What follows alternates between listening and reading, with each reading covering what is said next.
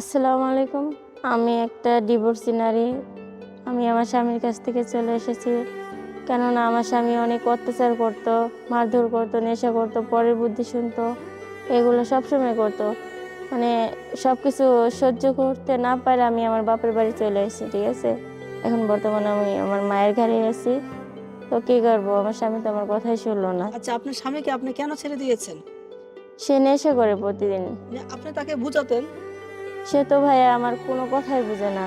তার মা, ছোট বোন ওদের কথা শুনে সবসময় প্রতিদিন টর্চিং করতো, এত মারধর, না খেয়ে থাকা, মানে এত কষ্ট আর সহ্য করতে না পারে আমি বাপের বাড়ি চলে এসেছি। আপনার যে স্বামী, হ্যাঁ? এই স্বামী আপনাকে প্রচন্ড পরিমাণ মারধর করতো এবং নেশা করতো। হ্যাঁ, প্রচন্ড পরিমাণ মারধর হতো। এটা কি বিয়ের আগে ছিল নাকি বিয়ে করার পরে?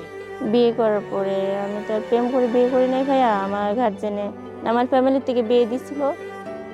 বিয়ে দেওয়ার পরে মনে করেন কিছুদিন যাবৎ ভালোই রইলো, 2 বছর। তারপরে থেকে এরকম অবস্থা, ও আচ্ছা, আচ্ছা। মানে আপনার সবসময়। এখন বয়স কত চলে? এখন 25। 25। আপনার কোনো ছেলে মেয়ে আছে? হ্যাঁ, বাচ্চারা আছে, ওর কাছেই আছে। বাচ্চারা ওই যে আপনি স্বামী রেখে দিয়েছে। হ্যাঁ, স্বামী রেখেছে, এখন বাচ্চাদের আপনাকে আমার যদি কাছে দেয় কেউ না। কোনো ছেলে বিয়ে করতে চায় এই ভিডিও দেখার পর, হ্যাঁ? তো সেক্ষেত্রে বাচ্চার কি দায়িত্ব নিতে হবে? না, না, বাচ্চার কোনো দায়িত্ব নিতে হবে না, বাচ্চা শুধু আমার আপনার কাছে না। দায়িত্ব নিতে শুধু চলবে? আমার দায়িত্ব নিতে হবে। আপুর নামটা একটু জানা হলো না। আমার নাম আশা। আশা আপু।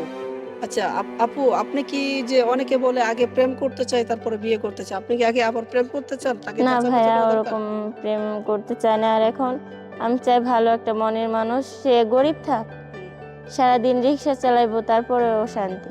মানে রিক্সা চালাইলেও শান্তি আপনার কাছে যে হ্যাঁ, এরকম নেশা কেননা না। ওই 5 তলা ফাউন্ডেশন, বাড়ি, গাড়ি, গয়না, ওগুলো সুখ আসে না কখনো। আচ্ছা, আচ্ছা। আমি নিজে টাকা পয়সা দিয়েও আমি সুখ পাইলাম না, তাহলে বলেন কি করবো? আচ্ছা, ওই আচ্ছা। এই জন্য যে আর কি। কোন ছেলে যদি প্রবাসী কোন ছেলে যদি আপনার সাথে যোগাযোগ করতে চায়, বিয়ে করতে চায় আপনাকে, সেক্ষেত্রে কোন প্রবাসী ছেলে কি আপনাকে বিয়ে করবেন? যদি ছেলেটা ভালো হয় তাহলে করব, আচ্ছা, আচ্ছা। ভালো না আপনাকে যে হলে তো। বিয়ে করবে যদি কোনো ৪০ বছর, ৪৫ বছর অথবা ৫০ বছরের কোনো মানে ছেলে যদি আপনাকে বিয়ে করতে চায়, আপনি বিয়ে করবেন? মনে করেন 30 হতে 35 এরকম যদি হয় তাহলে আর কি ভালো হয়। এখন তো আপনার যেহেতু একটা বিয়ে হইছে, এখন তো কোনো অবিবাহিত ছেলে আপনাকে বিয়ে করবে না। কোনো বিবাহিত ছেলেই আপনাকে বিয়ে করবে। হ্যাঁ, কোনো ওটা ঠিক। ছেলে আছে যে তার সামর্থ্য আছে ২ টা বিয়ে করা, ৩ টা বিয়ে করা, ৪ টা বিয়ে করা যায় আজ পর্যন্ত আছে। এখন বউ থাকা সত্ত্বেও যদি আপনাকে বিয়ে করে, আপনি কি বিয়ে করবেন? না ভাই, আমি একটা নারী হয়ে আর একটা নারীর সংসার ভাঙতে চাই না, ওটা ওই কখনো মেয়ের চাই যদি না। অনুমতি দিয়ে তার স্বামী বিয়ে করতে চায় আপনাকে, তাই করবেন? না, ওটাও আমি চাই না ভাইয়া। যা মনে করেন যাদের বউ মারা গেছে অথবা যে কোনো অ্যাক্সিডেন্টের কারণে চলে গেছে, ওরকম হলে তো ঠিক আছে, যেহেতু আমি ডিভোর্সি নারী। মানে আপনি আবার বলেন তাহলে আপনার যে বউ মারা গেছে, বউ চলে গেছে যে কারণ বশত এরকম ছেলে আপনার পছন্দ?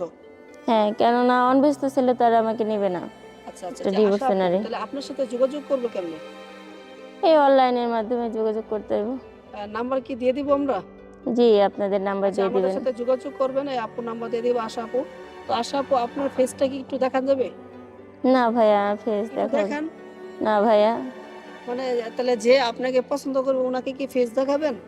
হ্যাঁ, যদি ইমো যখন কলের ভিডিও মানে কল যদি আমাকে দেখতে যে চায়? চাইবে, হ্যাঁ, পছন্দ করবো, তখন তাকে আমি ফেস দেখাবো। আদার্স আর কারো কাউকে দেখাবেন না? না, আর কাউকে আমি ফেস দেখাতে চাই না। আচ্ছা, আপুকে অনেক রিকোয়েস্ট করা হয়েছে ফেস দেখানোর জন্য। আপু আসলে একটু পর্দা করে দেয় যার কারণে আসলে দেখাবে না। যদি আপু কিভাবে পছন্দ করে থাকে, এভাবে পছন্দ করে থাকে তাহলে আমাদের সাথে যোগাযোগ করবেন। আপুর নাম্বার দিয়ে দেব। সেই জায়গা থেকে আপুর ফেসটা আপনারা দেখে নিন। তো আপু অনেকে বলতে চাই, অনেকে বলে যে আপনি হচ্ছে যে আপনার হাতে পায়ে কোনো সমস্যা আছে কিনা? না, হাতে পায়ে কোনো এই যে আপনার সমস্যা হাতে নেই। পায়ে কোনো সমস্যা নাই? এই যে আপু দেখেন, আপু কতটুকু লম্বা আছেন বলেন? 5 ফিট 3। ৫ ফিট ৩ তাহলে ৫ ফিট ৫-৬ এরকম ছেলে আপনার ইয়া। হ্যাঁ।